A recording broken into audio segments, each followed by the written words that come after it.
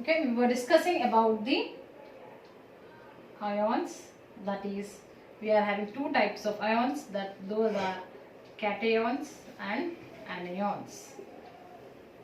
Okay, cations are positively charged ions,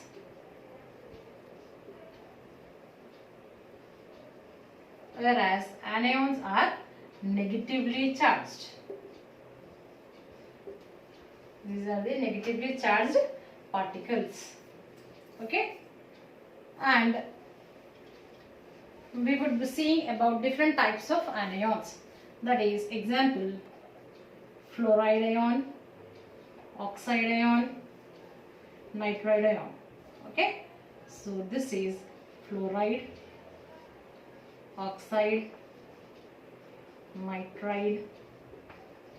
Okay, similarly S minus to this is sulfide. Okay, what is the common observation we see over here is all these are ending with the suffix "ide". Okay, and these are all simple, or we can say that they are monoatomic ions, or they are nothing but the simple ions. Okay, simple ions, but they are different in their charges. Okay, fluoride has a charge of -1, oxygen has here charge of -2, nitrogen has a charge of -3, here sulfur has a charge of -2. Okay, all these are the negative ions, but they are different in their charges. So we have to call it as monoatomic anion. Okay, but its valency is 1, so it is monovalent ion. Okay, this is divalent because it has gained 2 electrons, so it is divalent anion. So this is trivalent anion. So by listening to the name itself, you should get an idea. Okay, we are saying that monovalent. Mono means 1. Okay, this is monovalent anion. So anion means negatively charged. Mono means 1. Okay, so now I will be saying it as divalent anion. So divalent means 2, anion means negative charge, so its charge would be -2. So this is trivalent anion. So on. So now we would be seeing another examples, another kind of anions. What are those? Let us see here.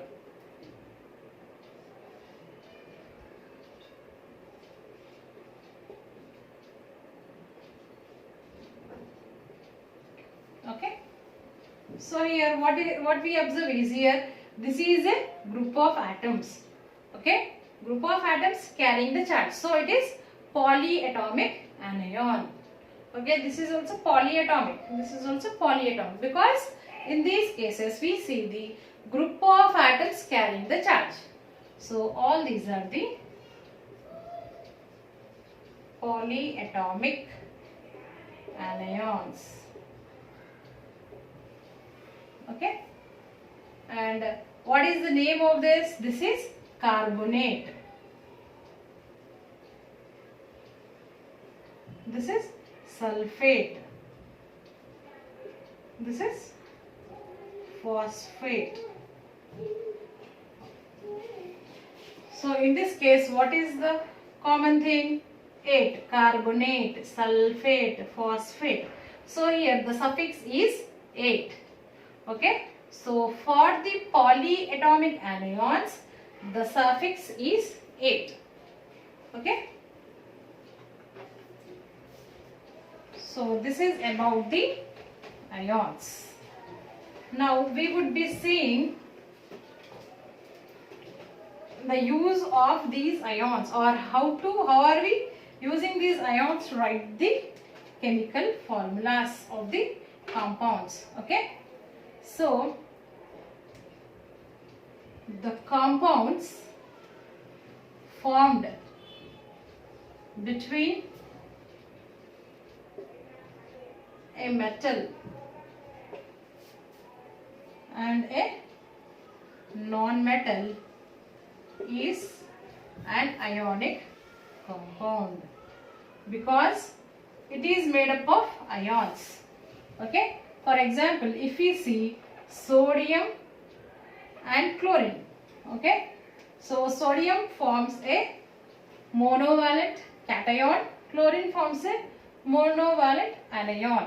Okay, that means both their charges are one only, but this is positive charge, this is of negative charge.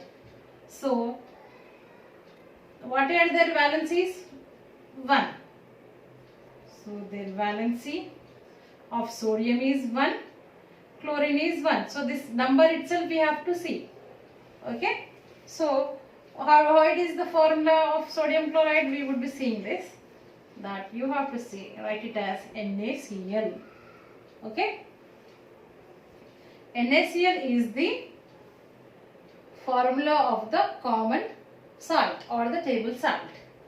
Okay, so here what we are doing, we are exchanging the valencies, crisscross, we are crossing the valencies and writing. So we call this as crisscross method.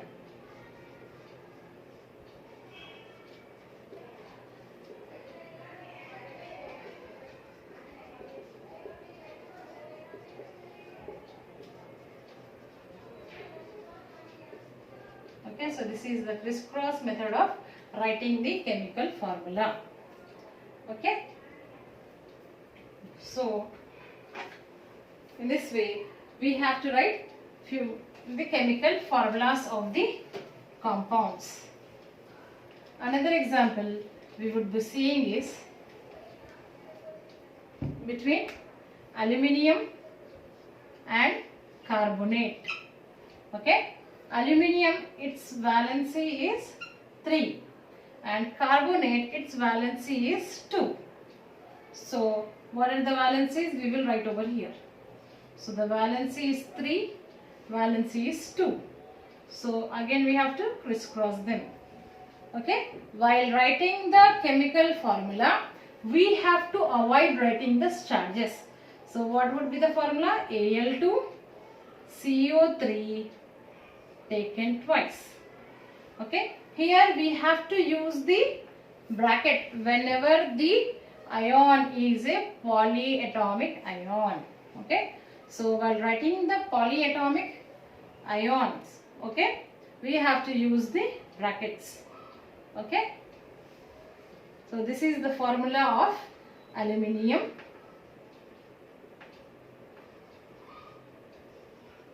Carbonate. Okay, now we would be seeing how to calculate the molar mass or the molecular mass. Okay, so in order to calculate the molecular mass, we need to know the correct formula. Okay, if we are able to write the correct formula, then only we would be getting the correct molecular mass. Okay, so let us see how to calculate the molecular mass or the molar mass.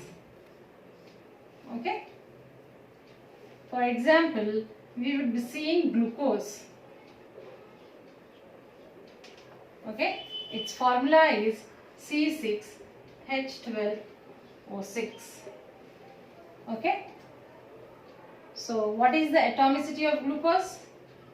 Atomicity of glucose, how much is it? 6 plus 12 plus 6, so it is 24. Okay, now we would be seeing how to calculate the molecular weight.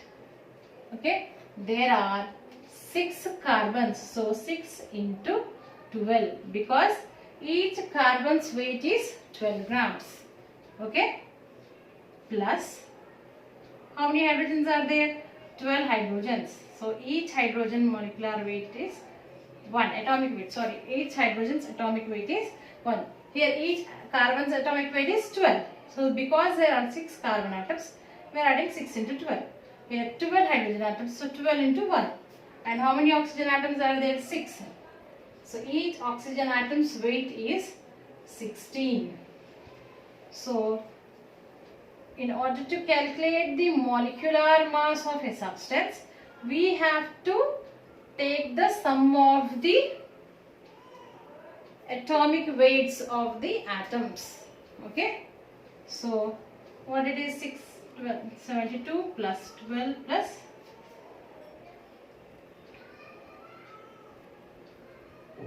96. So it would sum up to 180. Okay. So 180 grams is the molecular weight of glucose. Okay. So what do we come to know from these molecular masses? We will see here. Okay. Is it clear to you how to calculate the molecular mass? We have to sum up the atomic weights, okay, of the constituent atoms. Here total of 6 carbons. So we are taking the weight of the 6 carbons and 12 hydrogens and 6 oxygens. So it is the sum of the atomic weights of the constituent atoms. Okay. Next, another important thing is, okay, the number of molecules, okay, present in the molar mass or the molecular weight. Okay, the molecular weight itself is called as molar mass. Okay, molar mass is 6.022 into 10 power 23 molecules. Okay, this number is called as Avogadro's constant. Okay, so 1 molar mass of any substance would be having 6.022 into 10 power 23 molecules.